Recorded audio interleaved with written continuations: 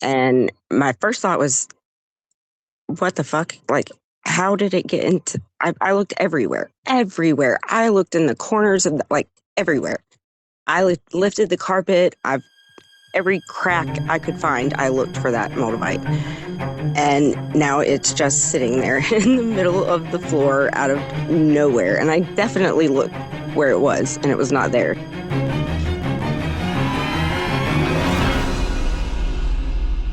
Yes, and many children see them too. About 75% of the world's children today are being born with etheric vision.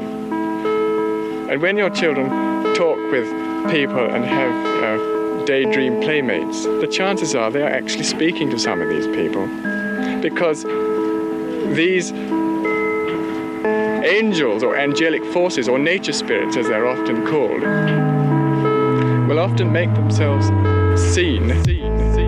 And all of a sudden I hear him go, whoa, or, something like that. So I look up, and as I look up, I see this thing. And I said, I've never seen a butterfly like you before. I know that the paranormal is real. Listen. As soon as I spoke to it, it turns around and makes eye contact with me. And then it stands upright. And it was at that moment that I saw it was like an orange light appear above this row of trees. From this sort of orange light, this thing appeared. Its wings were actually like sycamore leaf shaped. And I started talking to them. I'm like, hi, are y'all the dwarves? And I would hear whispers that would say, hi, yeah, you want to play? And it wasn't just my imagination. And I had told them, I'm like, my dwarves, they like beer, And my dad's like, yeah, sure, your dwarves like beer. And they were holding a conversation, and his beer slid upwards instead of downwards, how the house was tilted. And him and my brothers jumped up. So I stopped calling out Adam, and I'm just my mind draws a blank, and I stop behind that tree stump. I'm pretty close to it now because I took a few steps forward, and I see this thing.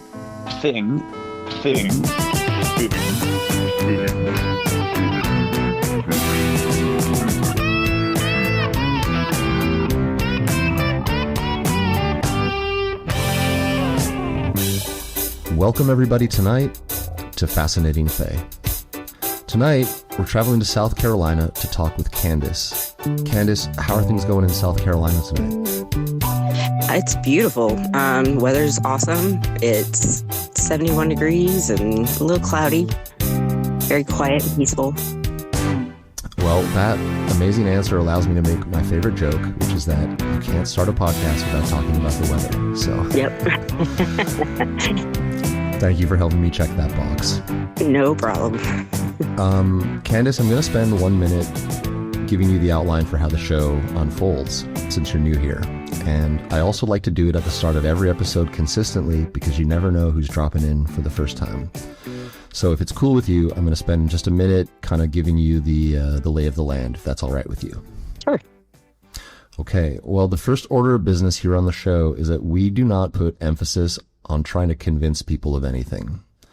I just want to hear what happened. I don't want a need to over rationalize it or over, compensate for the strange nature of what happened with super detailed storytelling to be a burden.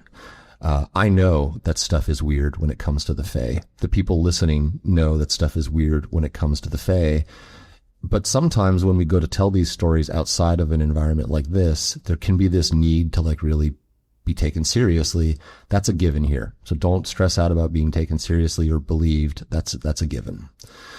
The other thing I say is that it is brave to come on this show. For whatever reason, talking about fairies is kind of the low rung on the ladder for the paranormal hierarchy. People are way more into aliens, Sasquatch, and ghosts and, a bunch of other stuff in between. And kind of if you say fairies are real, I don't know, a look comes over people's face like you're a child or something sometimes. I just really do think it's the hardest thing to talk about and be taken seriously. And so for that reason, coming forward and lending your voice to this subject matter is a brave act. And I want you to know, I think it's brave for you to come on the show, and I want to thank you for that. Thank you. I'm actually really excited about it. So am I. And the last thing I say is this, and then we'll get right into it here tonight. My style of interviewing is very I would rather be quiet and let you have as much time and space as you need to paint a picture. Fairy encounters have a lot to do with the person. So, spending a little bit of time letting us know who you are as much as you feel comfortable is always welcome. And then lots of time and space and context. What were you doing that day? Some of these events sometimes, span long periods of time. So painting a complete picture sometimes takes a bit of time and lead up. Please, if you feel that you want to do that or you need to kind of get your stories communicated in their completion, you have all the time you need to do that. I'm not going to jump in until, you're naturally done and I, feel the need to jump in, and I'm not going to leave you hanging out there, So All right. I'll ask some questions based on curiosity when we get to that stage, but other than that, you've got as much time and space as you need. So with all that said, what I'll do here, Candace, is I'll do this. I mean, I know a little bit about what you've come here to talk about tonight on Fascinating Fae, because we've had a little bit of pre-convo, but the audience doesn't at all. So if you'd be so kind, just walk myself and the audience into some of these experiences that you want to talk about. Start wherever you feel is relevant, and I'm just here to really listen and receive. All right. Well, I actually have two different experiences I'd like to share. The first one involves a piece of Moldavite that disappeared mysteriously. This happened it was between May and September in 2023.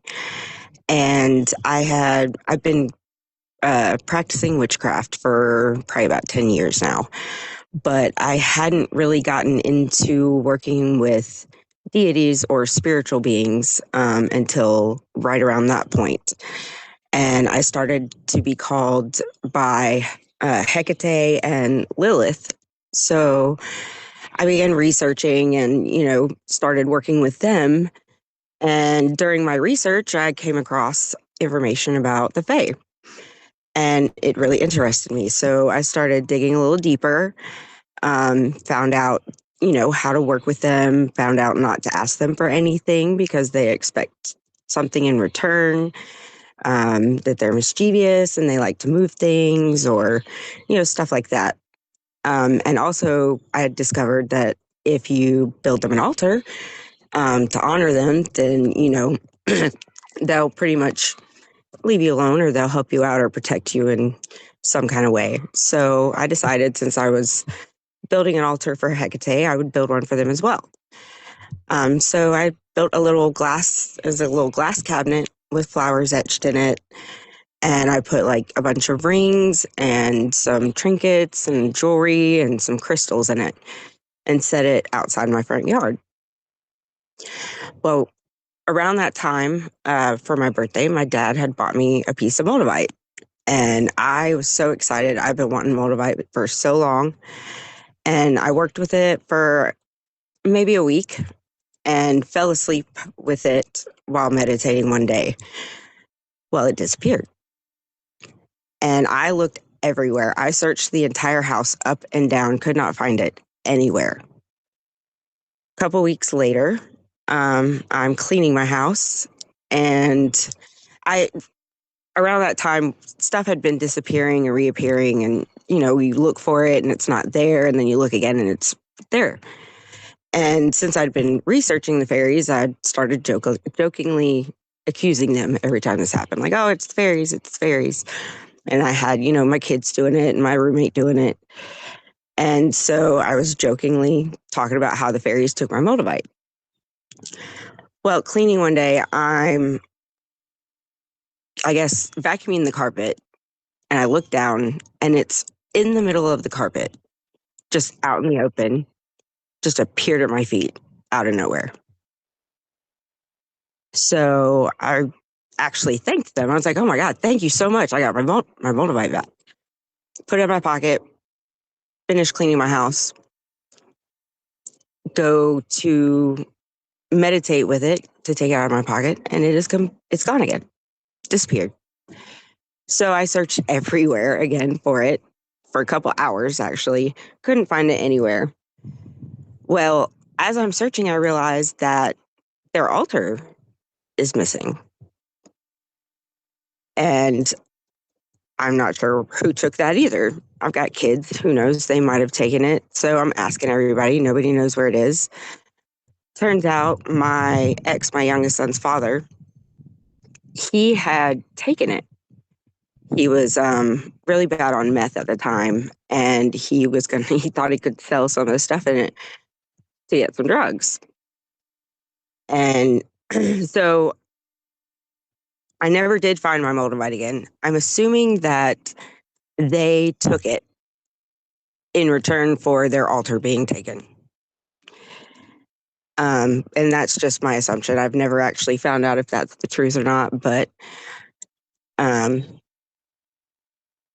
after that, I haven't really had any instances with them. Stuff still disappears and reappears, but I haven't really had any big major events happen since then.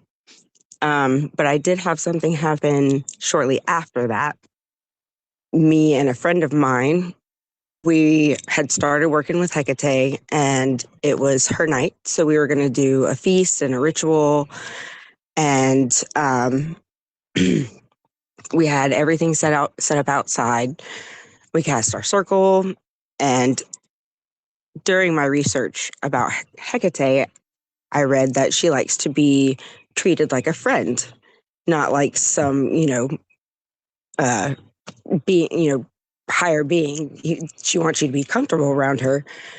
So while we were doing our rituals and doing the offerings, I was joking around and kind of made fun of her for because one of her favorite things is garlic, for liking garlic, just because of the smell.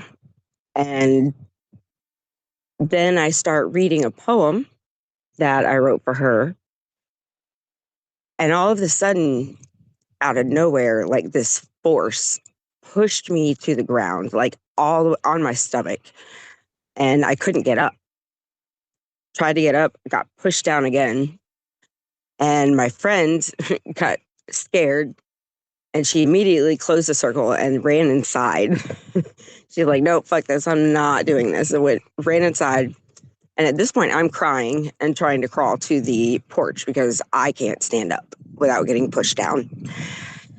My son comes out. He was probably about 18 at the time, and he's looking at me like I'm insane, trying to crawl to the porch. And I have to beg him to help me gather all my stuff up and bring it inside because my friend had abandoned me. And I sat on the porch for a good 20 minutes crying and apologizing to her before I could actually stand up and walk inside.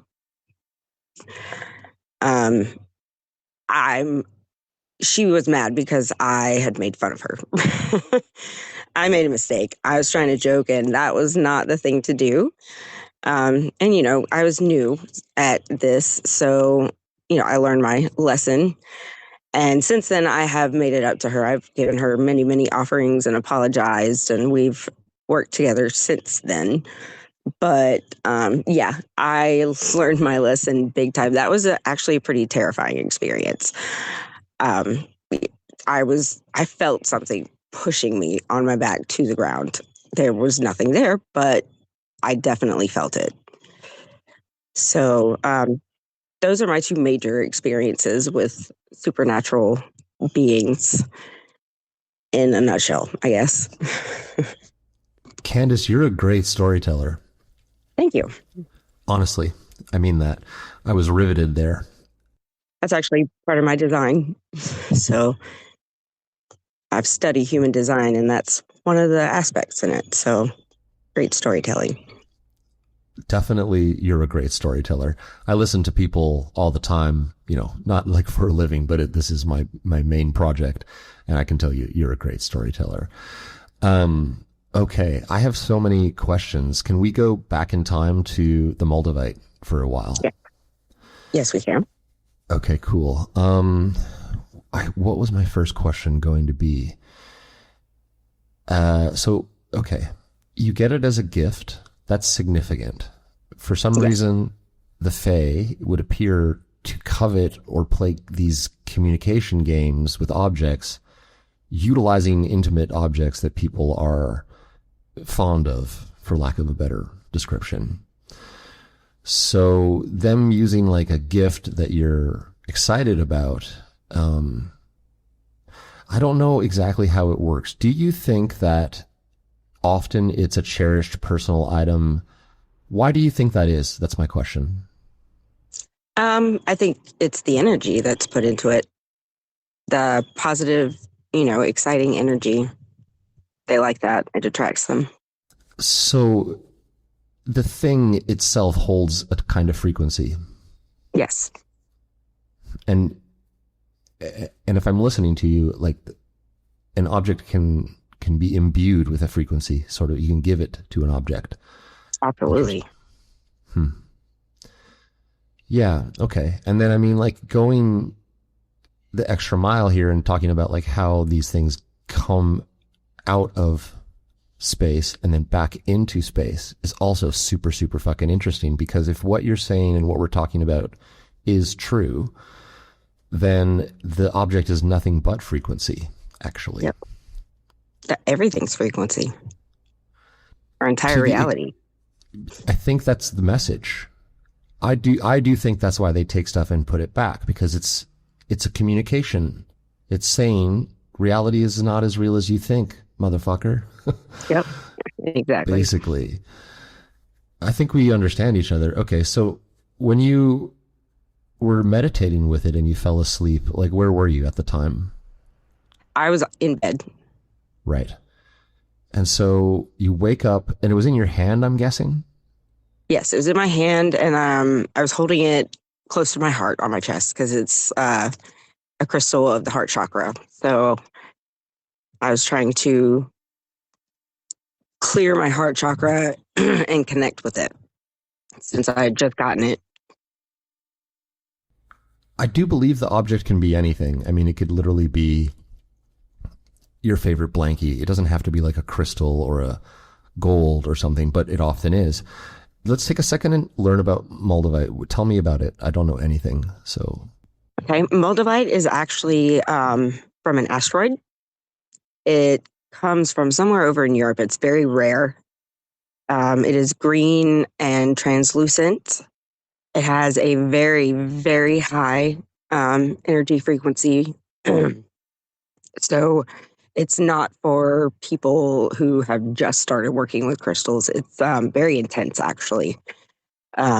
It will give you like headaches and make you nauseous because the frequency is so high. So you have to start working with it very slowly, like 10 minutes at a time at first, just to get your energy used to its energy.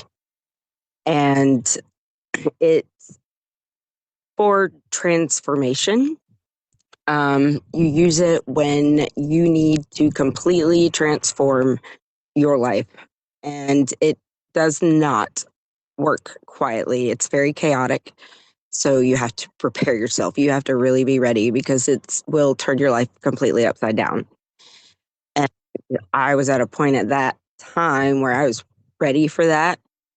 I had been stuck in a rut and I was ready to move forward. I needed a new job, new house. My relationship was falling apart, so everything was very chaotic and I needed to change. So the Moldavite was very attractive to me for that reason. And I've been working with crystals basically since I was like 5. So they were actually what got me into all the supernatural and the witchcraft and that kind of thing. So the Moldavite, I assumed I was ready for it, but maybe they took it because I wasn't ready for it at that point. That could be a reason. That's really interesting. After listening to you say all of what you said about Moldavite before that last sentence, and then to hear that last sentence is interesting. I have a different perspective just listening to you. Can I share it with you? Absolutely. They probably did a reality breaking thing right inside your hand because you are in fact ready. Because to me, that's a huge initiation and like a leveling up in terms of, I have this thing I say on the show, Candace, which is that fairies give you barbed wire wrapped gifts. Yes. Because they give you this existential crisis of like, well, what the fuck is reality if that just happened? But as you describe the qualities of that stone,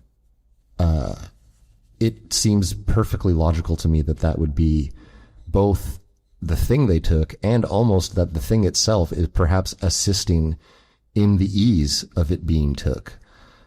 Or yes. That, you know, it like something in there. I don't know if I'm exactly making sense, but. No, you're making complete sense. Yeah, that perspective actually does make sense.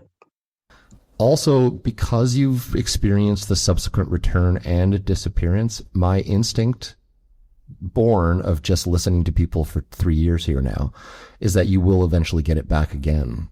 Possibly even in a way that feels corresponded to this conversation with me, because I've seen that happen before for people many, many times who talk to me and then hang up, and then the thing they're talking about is now back. That's happened a lot, actually. So that would be awesome. I still look for that. I still look for that Moldavite. I'm sitting here in my yard looking in the ground for it right now. You know, no promises, but I'm just saying what has happened and what I think sometimes could happen again, because I do believe that this phenomenon has a type of pattern or logic to it, because the entities behind it are nuanced and individual, just like people, and they kind of do things they're like people. They kind of have the playbook of things they do. It's just like people. It seems at first like if you're an isolated experiencer and something just disappears and you don't have any pre-existing interest in like a narrative that could explain it, then how the hell do you even get from an object disappeared and then came back all the way to fairies? It's a huge leap, you know, to go from one thing to the other. But in your case, it just seems really in alignment as I listen to you. So I'm not like, I'm not as shocked, but I'm definitely as fascinated, even more so. And now you've made me want to ask some more questions. I'm going to get back to the Moldavite returning in the center of the floor when you're vacuuming in a second. But can I do this for a second? As I listen to you, I think just organically I'm understanding the concept of working with crystals, maybe for the first time really clearly here as I listen to you, because we agree about frequencies and objects. And so when you say working with crystals, what I'm hearing is that literally just having them in your possession is a form of frequency modulation that can produce desired outcomes. Is that what you mean? Yes, that's what each crystal has a different frequency, and they have different properties that you can use to do things in your life. For example, green adventuring helps with, prosperity and attracting wealth or abundance. Let's see. Amethyst, that helps with sleep. It calms you. It helps connect you with your spirit guides and lucid dreaming. Clear quartz, that actually has one of the highest vibrations. It clears negative energy, absorbs all the negativity out of your body. They're very, very useful. So it's like an energetic apothecary made of frequency modulating solid objects, which are crystals, which are formed by the earth. Yep, exactly. I don't know if it's your presence in the call, but I do feel like my brain was just unlocking some understanding there. Because I've heard people say I work with crystals at least a bajillion times as I fucking troll through Reddit looking for stories and stuff. And I'm always like, what do you mean you work with crystals? Like, what do you mean you work with entities? I don't know. It seems too... But just now as I listen to you, I think my understanding shifted there. I got to thank you for that. That's a genuine thing I'm saying. That's awesome. I'm happy to help. You're articulate and you're a great storyteller, and I do believe you when it comes to both of these stories. Okay. This is cool. Here's what I'll ask next. So, how long was the Moldavite missing before you did find it that day you were vacuuming, approximately? A couple weeks, actually. I had given up on it at that point. At what point in the, like, it's gone and you're looking for it and you can't find it, did your brain go to fairies, or was it after it came back that happened? That's kind of a sub question, but when did you put it together that, fairies?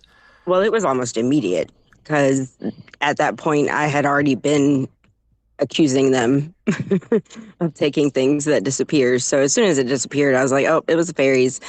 And, it was kind of a joke, but it was kind of not a joke, because I wasn't absolutely sure. Obviously, it could have fallen anywhere. But when it appeared and then disappeared again, then I was absolutely sure it's fairies. I was 100% sure. It's like our rational minds do that thing where we're like joking, but like low-key, haha, kind of serious. You know what I mean? Exactly. Yeah. As a protection mechanism against venturing off into what feels like perhaps mental illness, right? We all have a threshold at which this phenomenon becomes irrefutably real to ourselves. And there's a weird, like, boundary that is crossed on the personal level when that acceptance takes place. So when you finally accept that that's real, that fairies are real, and then an object goes missing like that, and then, like, now you have shifted frequency permanently, and now you're a different person compared to the mass populace. End of story. There's no going back anymore, Yep. Mm-hmm. And that carries with it a kind of loss. And many, many people deny, or even aggressively deny, the paranormal experiences which are truly happening to them for fear of losing their place. It's like in the Matrix movie, you know what I mean? You don't want to lose the illusion that you're comfortable in. And events like objects disappearing and reappearing, because they are reality breaking, ultimately leave you on the thinnest part of the, wedge of society, not on the middle part. So it's isolating. And I, just listening to you, like, I think you've got a really good way of integrating it into your personhood. And I'm really fascinated about that aspect of you as well. That's why I asked, like, at what point did you just know it was fairies? So thanks for telling me that answer. Okay. So a couple weeks go by. Now you're vacuuming. Just describe this moment to me again. Like, you're vacuuming and then it's there on the carpet in the middle of the room. I really need that detail about, like, where it was exactly. Yes. It was in my living room. I had, a couple couches and a table in there and a very colorful carpet. And the middle of the room was open, nothing in it, just open floor. And I was just vacuuming right there in the middle of the floor. And I looked down and it's literally at my toes, just sitting there, blending in with the carpet because the carpet's really colorful, but I saw it immediately. Like, I looked down and it's there. And my first thought was, what the fuck? Like, how did it get into... I looked everywhere. I looked in the corners of everywhere. I lifted the carpet. Every crack I could find, I looked for that Moldavite. And now it's just sitting there in the middle of the floor out of nowhere. And I definitely looked where it was and it was not there. So at first I was like, well, okay, so did it, when I was vacuuming, maybe I moved it somehow. I don't know. But then I thought, well, the vacuum probably would have sucked it up because it's not that big. So immediately I was like, okay, so the fairies just gave me my Moldavite back. And I was grateful, actually, out loud. So I got it. And so you lean over, you pick it up, you put it in your pocket? Yes. I pick it up and I'm like, oh my God, thank you so much. I actually did a little dance and yelled a little bit because I was excited. And I put it in the small pocket, the little one in the front of your jeans. Yep. Stuck it in there just so I wouldn't lose it. And I just kept thinking, like, well, how did it fall out of that little pocket? There's no way. Did I put it somewhere else and I don't remember, because I can be absent-minded sometimes. But like I said, once again, I looked everywhere again for it, and it's nowhere to be found. That makes me think of an important question. How big was the piece of Moldavite approximately? It was probably the size of a nickel. There's no chance that's falling out of your change pocket on your Levi's. That's for coins, that little pocket. Yeah, that's what it's for. Exactly. Or for your drugs, depending on who you are. That's where I put, I mean? those, and I put my crystals in there. Same. You know what I'm saying? Your frequency modulators or your change go in there, basically. But no, I don't really buy that fell out. I think that it was taken again. So, okay, can I this is your episode, but God damn it if I don't need to just tell you the story from William, one of my guests who's yet to come to air. Because he had, it's a different object, but the return is identical to yours. He was in his, this is a guy who's 19, 20, and he's living in his parents' basement. And he's got his own kind of basement apartment down there. They don't go down there. It's his place. And he's got it. He's we'll just say on the spectrum OCD kind of thing, Right. So he's got it real clean down there. And this is his own storytelling. I'm not assigning any value to this. This is just what he told me himself. And so he's super clean down there, and he's got it all kind of figured. And one day he's watching TV. He's got the remote in his hand, and he falls asleep watching TV, has a nap in the afternoon, wakes up, can't find the remote.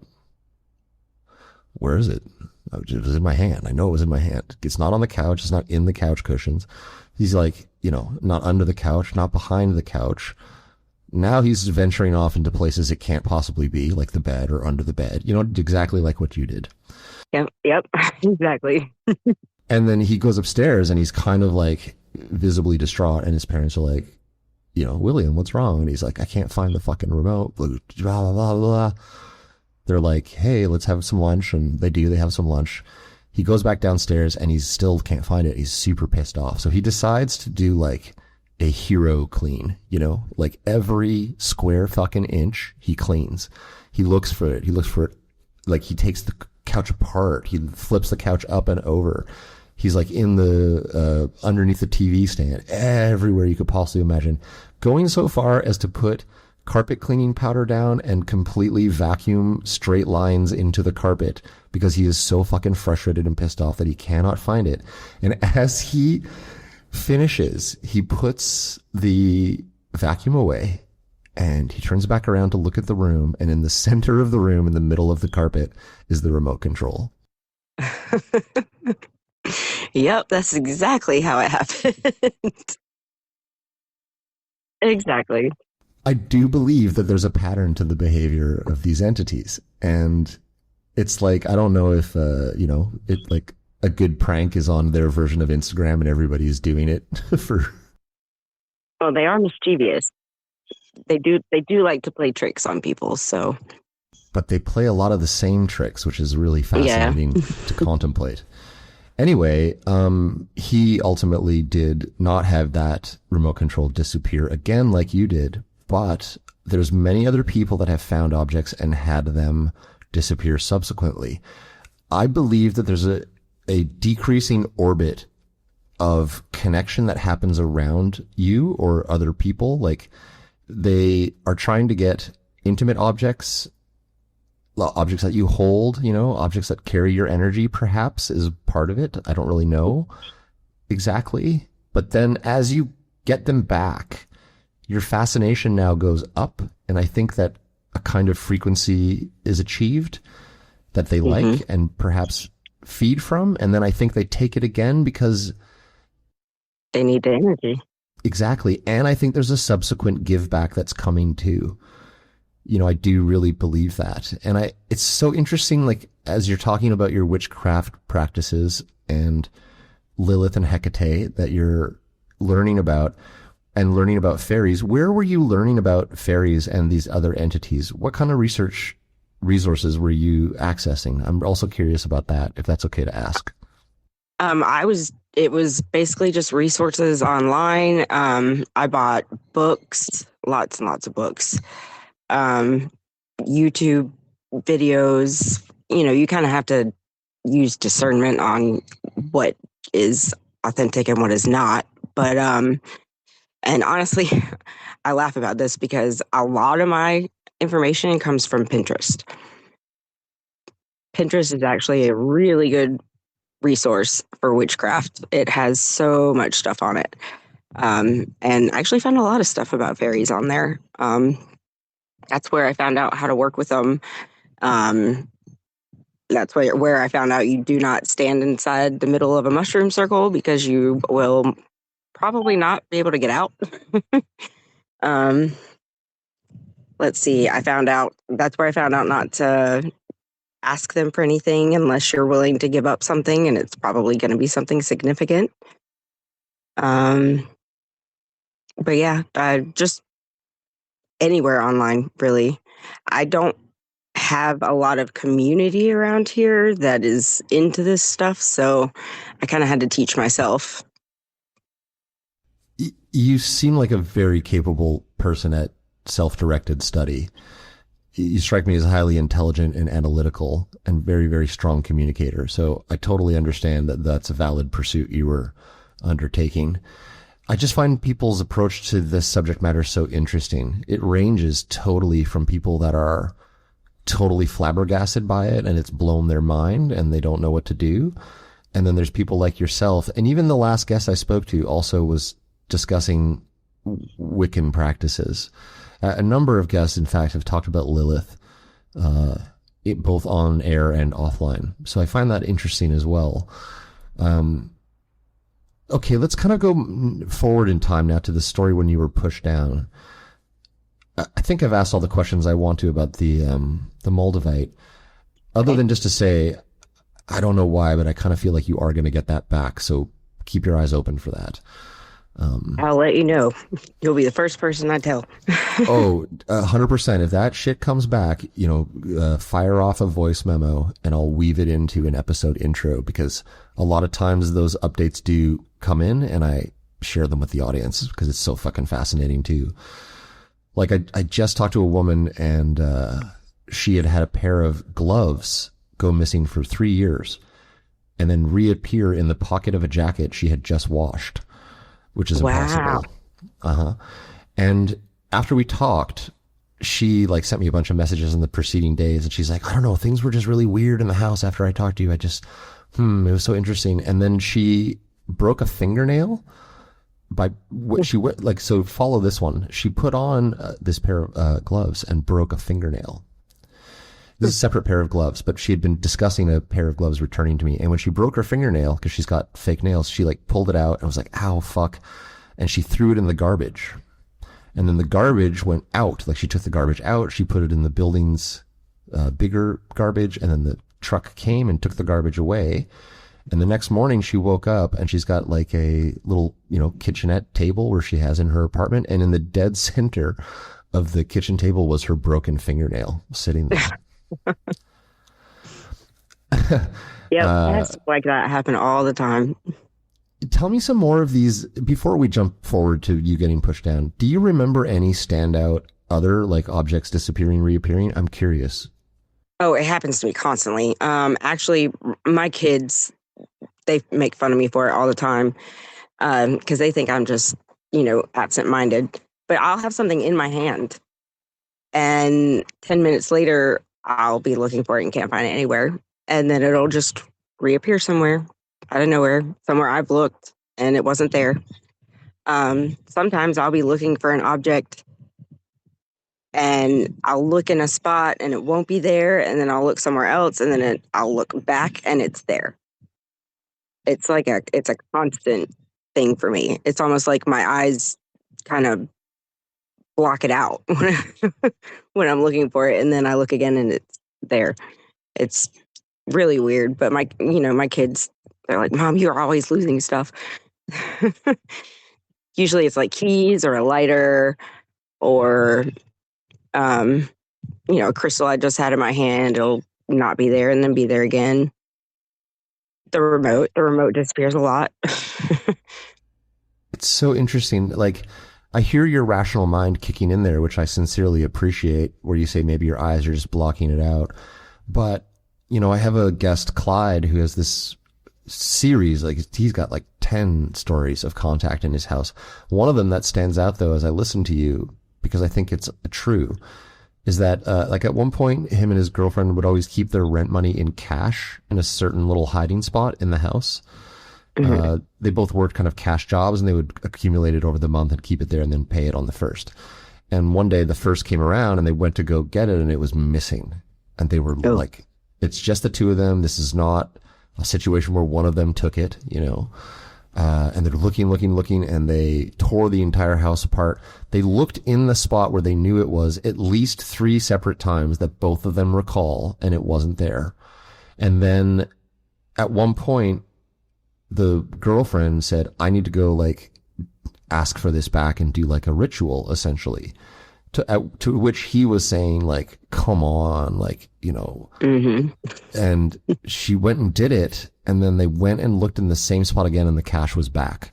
And they swear up and down that both of them looked into it 3 times together and saw nothing. And so I do think that, like, the Moldavite actually might have been a kind of climax to lead up events that were probing you for, do you get this?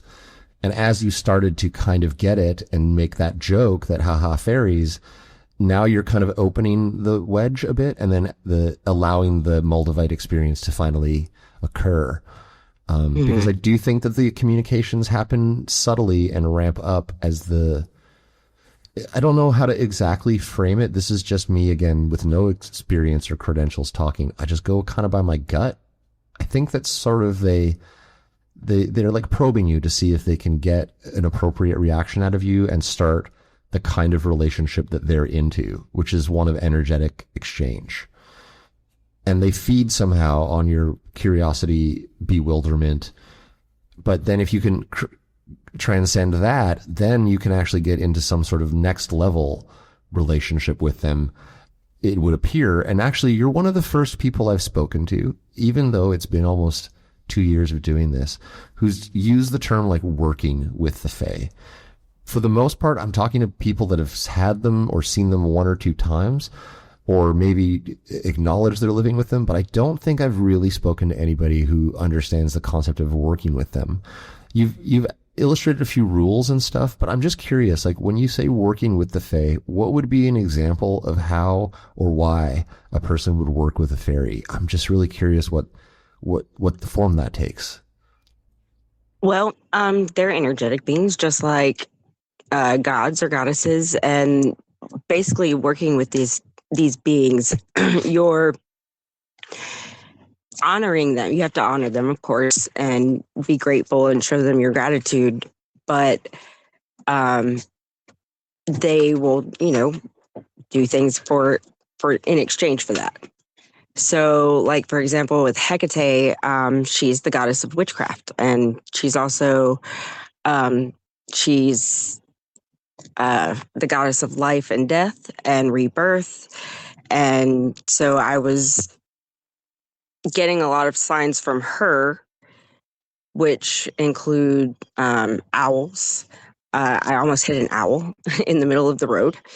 I was driving around a curve and I couldn't see it until its head turned around and I saw its eyes, and it flew away before I could hit it. But that really, that experience really got to me. So I had to do research on that. And that was another sign from her. Keys are another one, seeing keys everywhere. So that got me interested in the deities, basically, because she called to me first. And so I started doing research on how to connect with her, figured out what offerings she likes and how to make an altar and that kind of thing, and then how to do the rituals. And then you can work. That's the kind of work you do basically with any deity, including fairies. But fairies are a little different because you have to be careful with them. They are mischievous and they will take things from you. They do expect something significant in return for their help or a favor. So basically, it's said not to ask favors of them and just basically honor them so that they will not be mischievous and not, do things that will make your life more difficult, and instead protect your house and your energy in return for the honoring. So that was the intent behind the altar for them. But actually asking them for things, that's not recommended. Sorry, can you say that last one again? Asking them for things, like specifically for favors or something, it's not recommended. So, like, in the event that, just for example, like, I'll use Grimble Grumble because this is a fae whose name I know. This is the gnome I referenced earlier, right? If I, like, say to Grimble Grumble, like, yo, help me hit 1 million followers on YouTube. In return, I'll give you XYZ. Or is it just the simple act of intention being focused towards him with that, like, request in my heart, hey, can you help me achieve this goal or something? I guess you could, I'm listening to you, I'm guessing you could also kind of misuse it. You could be like, I hate my fucking neighbor, go give my neighbor cancer. You know what I mean? Like, well, you can do that with any deity, really. It depends on what the deity is, what their specialty is, basically. But like, I could ask Hecate if I wanted to do something like that, but obviously I'm not going to do that because I believe in karma. And I do not want that to come back on me tenfold. That would not be good. But as far as like the fae, you don't get to choose what you give them. They're going to take what they want. It could be your pet. It could be, your something significant like your wedding ring that's, sentimental. Or around the time I started working with them, I actually almost lost my son to an overdose. And I had to sit and think, did I ask them for anything? Because that would have, that would have been something that they would have done. Your perspective is absolutely fascinating to me. And I'll remind you, I always just ask questions out of curiosity because I'm building an understanding listening to you on some subject matter that I've seen referenced like hundreds of times, but I don't really think I understood it. I don't really think I understood the function or the purpose of quote unquote working with a deity, but I understand it now that you're allowing me to ask these open questions. So I think I got it. You can ask for both good and bad things. You've got to use your judgment, like with any request to any party. But because of the supernatural capabilities that are demonstrated, like with the Moldavite, for example, or you being pushed down, these non-visible entities do have the ability to modulate the physical real world in your perspective, is what I'm hearing. Yeah, absolutely. Okay. And that being true means that you're developing a toolkit or a skill set to develop the practice of reality modulation effectively. Mm-hmm. That's basically what witchcraft is. It's learning how to use energy to create something you want. It's just manipulation, energy manipulation. That's all it is. See, I knew we were going to have a fascinating conversation. I told you. I could feel it. I'm really enjoying this conversation with you. Thank you for taking the time out of your day. I know you're a busy mom and everything, so thank you for doing that. Oh, absolutely. I'm enjoying it too. I don't get to talk about this stuff very often, so I'm really enjoying it. Oh, well, thank you for saying that. One of the joys of the show for sure is that other people listening get to feel like they're part of this conversation too. And for all of us lonely souls out there that are kind of without as much community as we'd like in this subject matter, the show is, providing a real function. And this conversation in particular is deeply fascinating and is covering a lot of new ground that I haven't really unpacked on the show before. Okay, let's talk about you getting pushed down. So now with my, baby brand new understanding of what it means to work with entities and crystals freshly in tow, did it scare you when you got pushed down? Like, how do you interpret that? Oh, absolutely. It was terrifying. I mean, obviously, I believed that in that stuff. I believe that they are there and they exist and that kind of thing. But as far as like them actually being able to physically do something like that, I was not expecting that. I also wasn't expecting her to get angry because we were doing a ritual. We had just given her a bunch of offerings and I had written her a poem. And so, and I had done my research and I thought that everything was great. And so it was definitely unexpected and it did terrify me. I was absolutely terrified. I wasn't sure if she was actually going to let me stand up again ever. It actually scared me too because I wanted to work with her and I didn't want her to be mad at me, and she could probably have made my life very miserable if she chose to. So, and obviously it terrified my friend because she had no part in that. She didn't even try to help me up. She just ran inside. Man, that reminds me, like, your friend, like friend of the year over there, just like running and locking the door behind herself. We are actually no longer friends. So she's one of the people I had to cut off recently. Fuck yeah. If someone's going to run and leave you in a fight for your life, you definitely got to think twice about that, peeps. Yeah.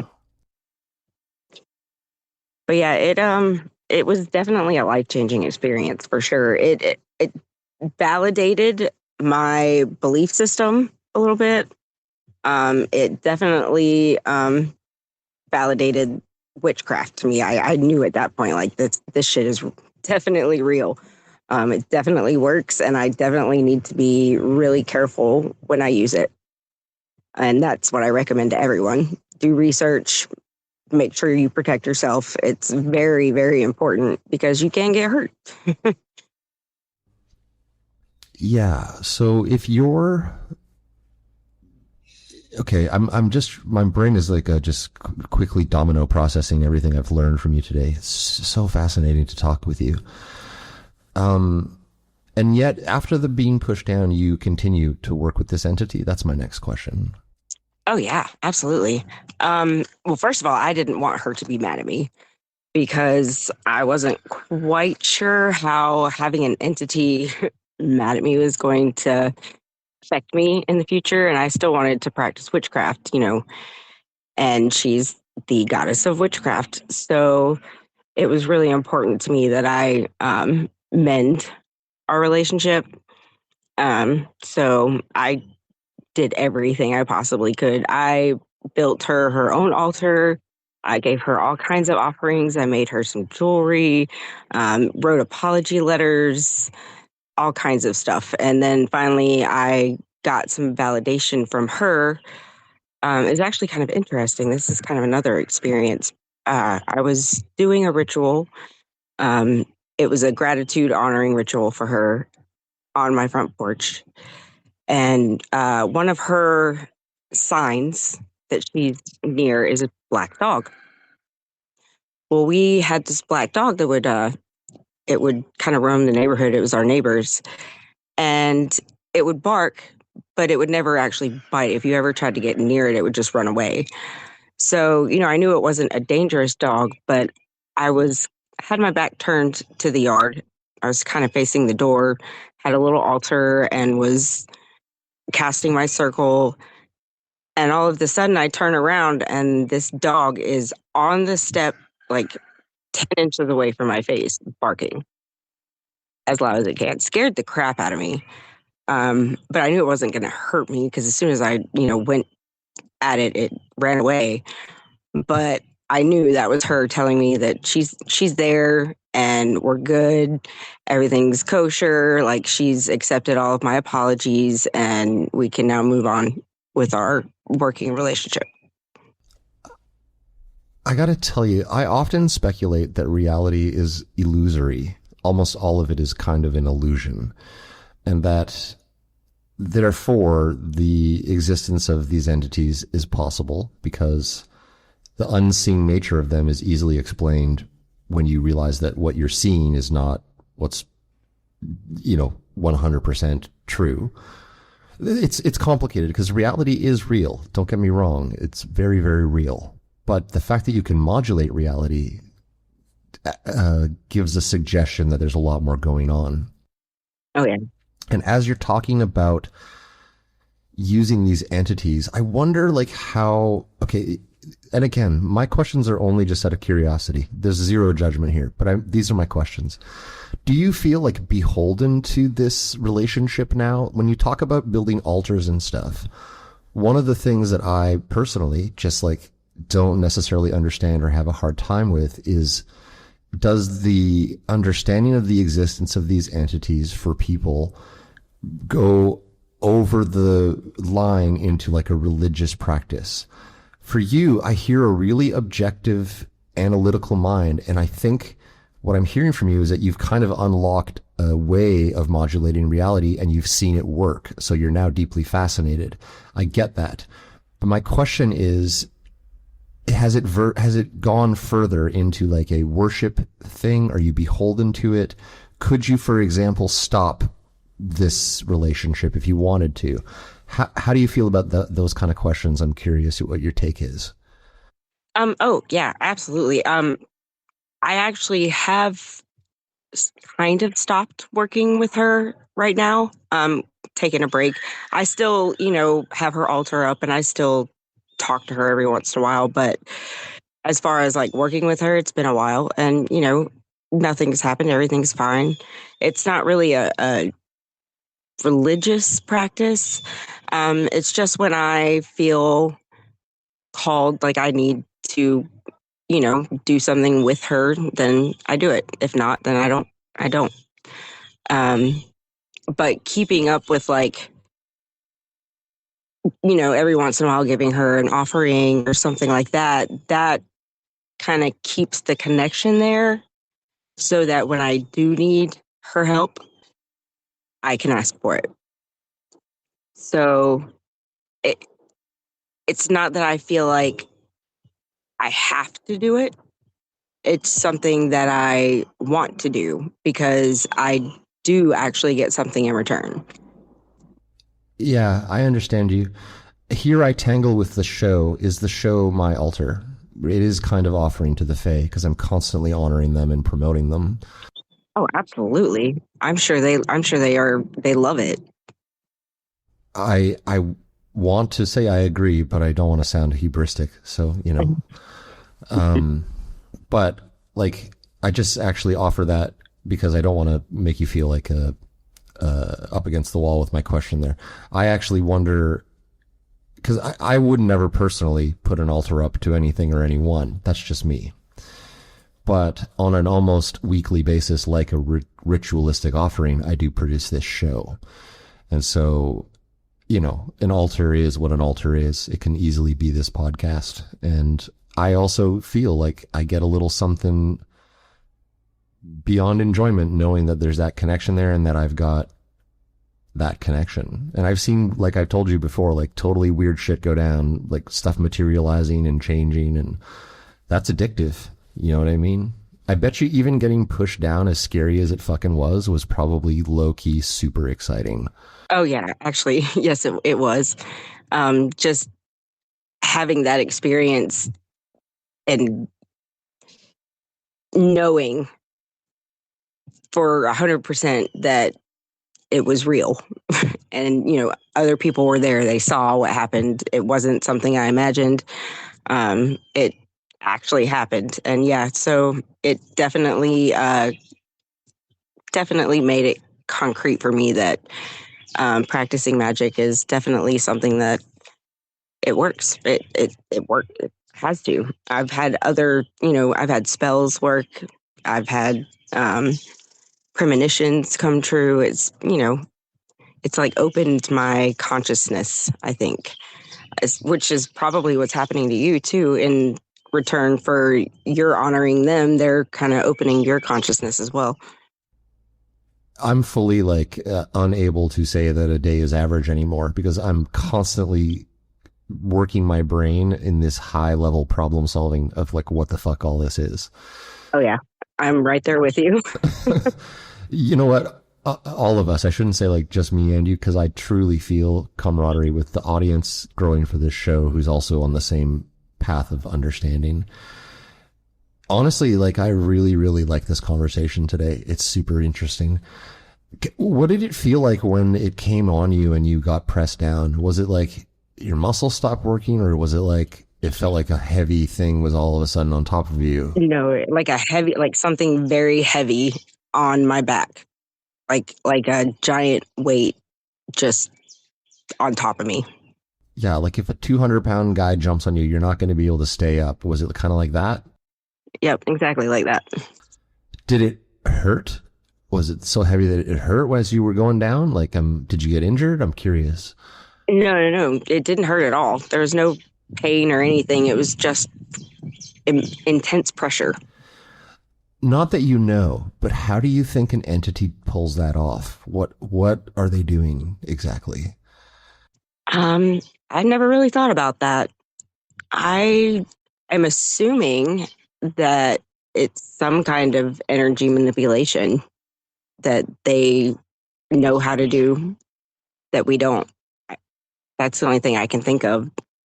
They're able to manifest as physically as they want in this realm in order to do whatever they're trying to do. Do you think of it as she's there and on your back, basically, in that moment? Oh, yeah, definitely. So interesting. I can't think of an exact movie reference, but you always can think of the movie scene where the wizard is sitting in his chair and he kind of waves his hand and people get dropped to the floor. That's why I asked if you felt it was more like she was right on your back or it was something more like that. But that's the thing about energy beings. They're different. They can be in more than one place at a time. Their energy can expand beyond what we are able to imagine. They can be in different dimensions at the same time as well. Right. Absolutely all accurate. And everything you've said, I've experienced at least once or more doing the show or firsthand. So well said. You actually understand this subject matter quite well, in my opinion. I've done a lot of research on it. I can see we're kindred because it does keep the fascination, doesn't it? Yeah, absolutely. Okay, well, Candace, I'm just spying the time. I see we've been talking a little over an hour. I like to try to keep my episodes around the hour and a half mark out of respect for everyone's time. But I could keep talking with you all day.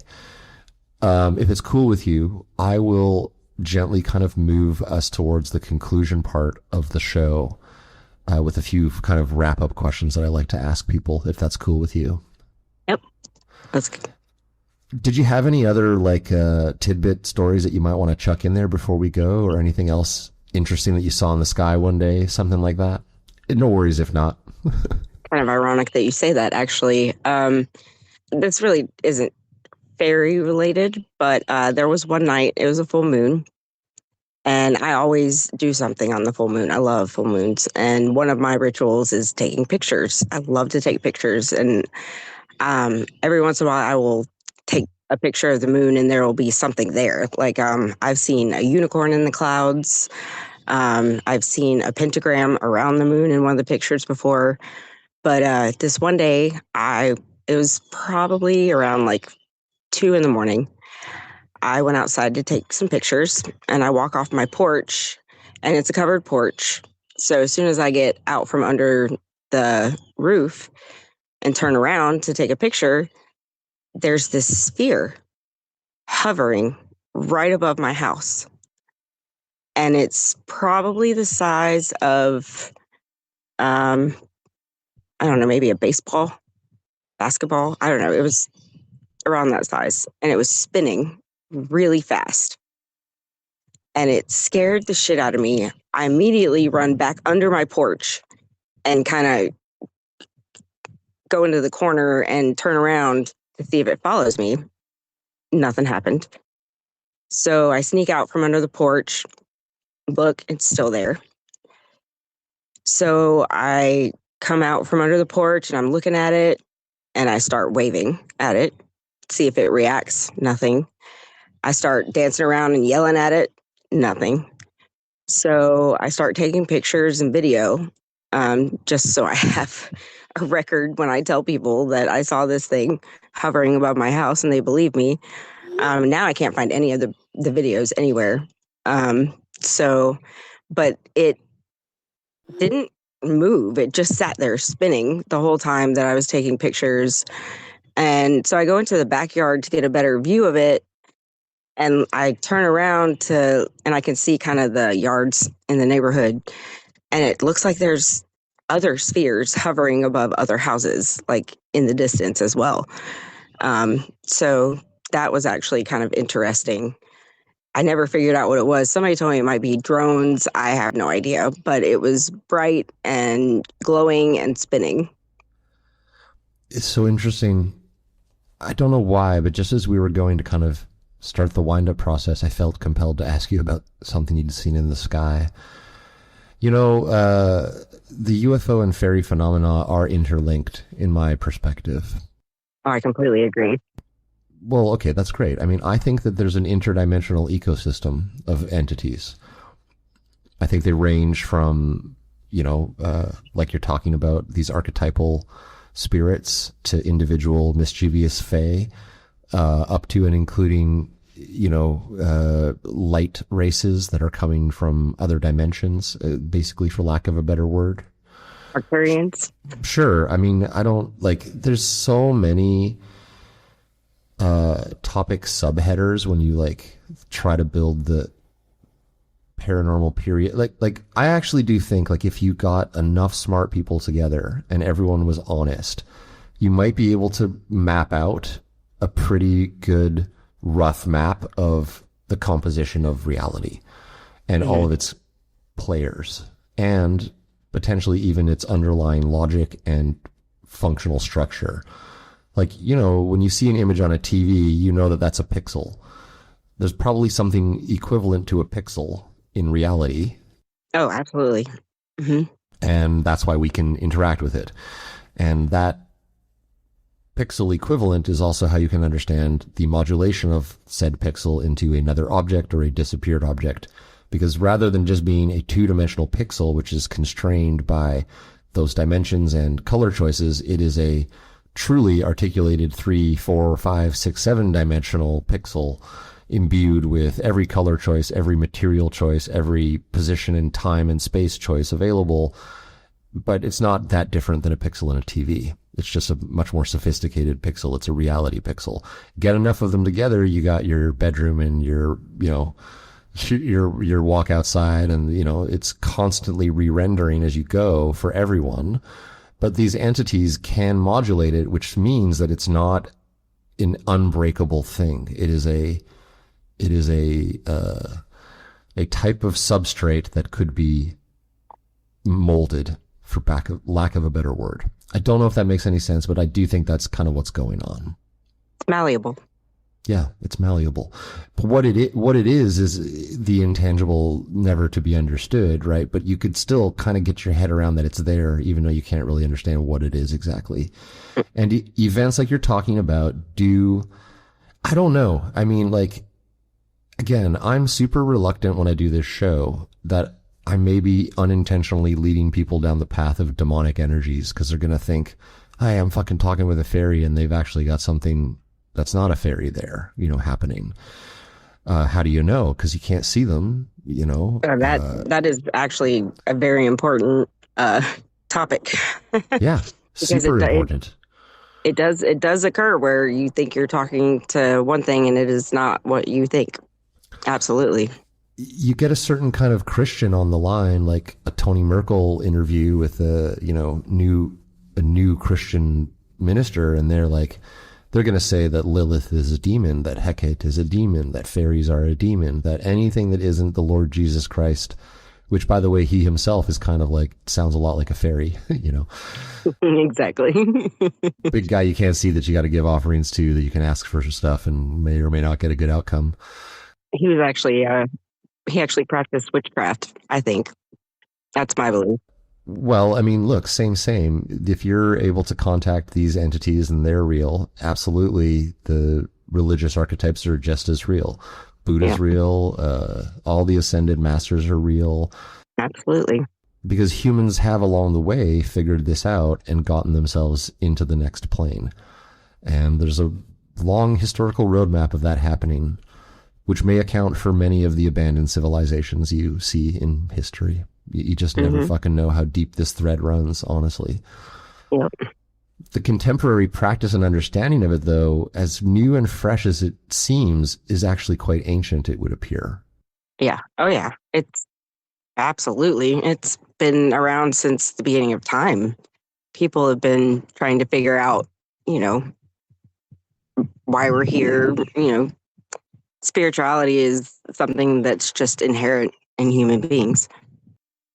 And reality modulation is built into the system. This is not a fixed thing. This is all just an illusory rendering of a grand scale, of the most miraculous style you could ever imagine. Plants and animals and sunrises and rain and love and death and anger and war and fighting and electronics and movies and humor. It's all there, but none of it is as real as it seems. It's so interesting. Yep. Exactly. It really gives you pause and makes you really realize, you got to be careful what you carry in your heart. You got to be careful what you wish for. Yep, exactly. Oh yeah, absolutely. I've accidentally wished for things that I really did not want, and it did not turn out well. So I completely agree with that. Okay, well, now we've gotten right into that comfortable zone of podcast length where I just feel like, what a sweet episode we've had. So I'll ask you my next question. This is a question I ask everybody. So it's not just, just for you, Candace, it's for everybody. But I'm really interested to hear what your answer is. Keeping in mind there's no right answer and no wrong answer, my question is this: what do you think that fairies are? I think they are interdimensional light beings that are here to help monitor us having the human experience. They're here to, just like any light being, to help us expand our consciousness and awaken to move up. The whole point of being in Earth is to raise your vibration. And I think they're here to covertly help humanity do so. I like that answer. That feels very accurate and true. Where do you think they come from? Do you think they've always been here, or do you think they've come here? I'm curious. I don't know. They could have always been here, or there's all kinds of interdimensional beings that are being called to Earth for that specific task. And that could be it too. They could be from somewhere else. Who knows? Just here to help out. I wonder if that's why things are getting weirder. Oh yeah, we're moving up to the new dimension, and it's definitely going to get weirder. Yeah, it is always darkest before dawn, and I do think that sometimes the calamity of the current moment is mistaken for what it really is, which is a shedding of the old ways. Exactly. You're exactly correct. You got to have a little chaos first.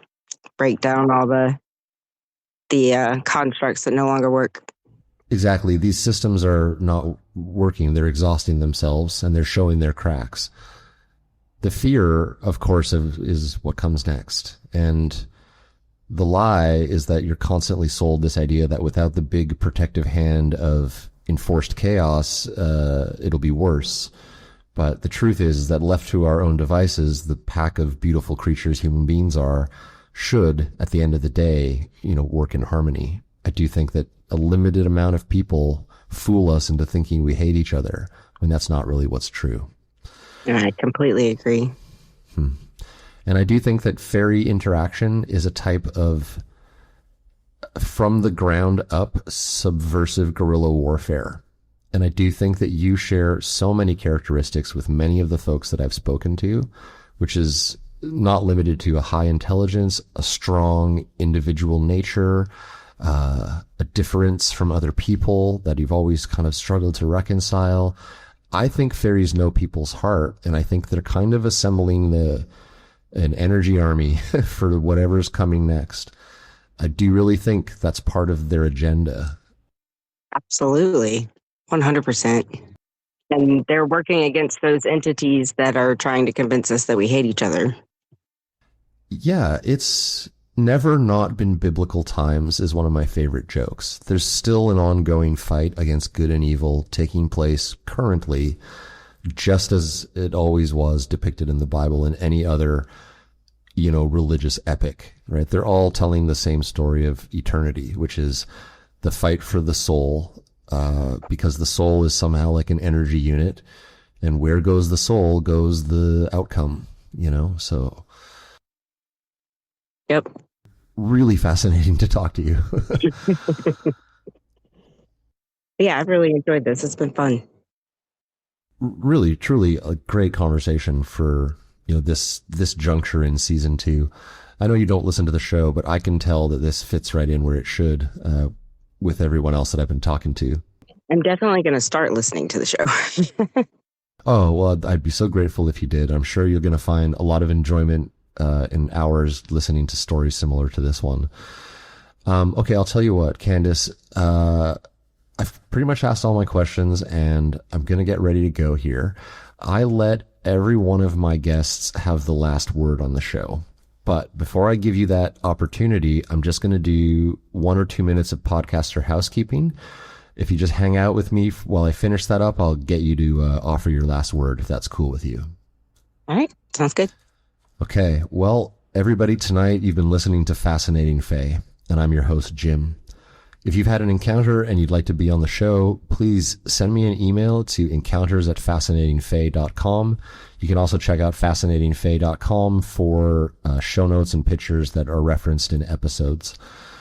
You can also get a hold of me on any traditional social like Instagram, YouTube, Facebook, and there is a new Facebook episode discussion group, which you can find by looking up Fascinating Fae official episode discussion group. And if you join us there after episodes, there's usually pretty great conversations happening. And I'll remind everybody that Fascinating Fae is a completely free enterprise, produces a labor of love so that we can all learn and grow and share from these experiences as a group. With all that said, I will say this, which is that on behalf of all of our human and non-human listeners tuning into Fascinating Fae tonight, a super big thanks to Candace for coming on the show. Candace, thank you so much for being here. I sincerely appreciate it. Oh, absolutely. I have enjoyed it thoroughly. Having conversations about these kind of things is one of my passions, and it doesn't happen very often. So yeah, I'm very grateful that you let me come on your show. Oh, the pleasure's mine. I really sincerely appreciate the bravery, the great storytelling, and the engaging and intelligent conversation. It's been wonderful. If you'd be so kind, please share your last words with myself and the audience listening as we sign off here tonight. Okay, I guess I just want to say that always keep an open mind, because anything is possible, and always believe in magic. When you're on your own and no one's by your side, I'll be there for you. When you're lost alone and you need a guide, I'll be there for you.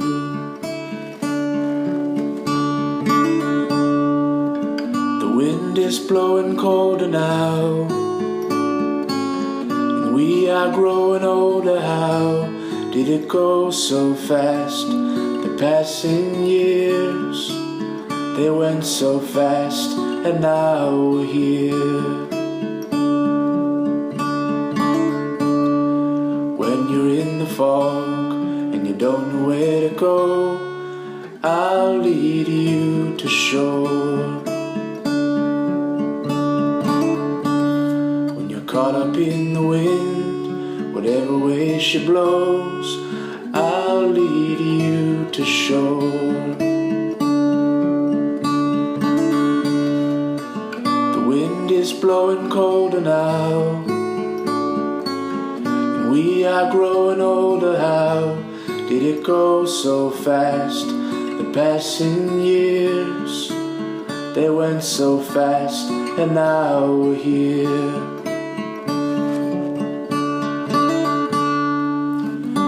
And the yet to be years, we'll make them last, and I'll be here.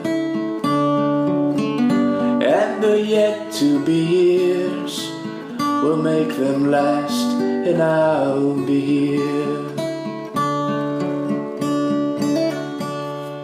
When you're on your own and no one's by your side, I'll be there for you.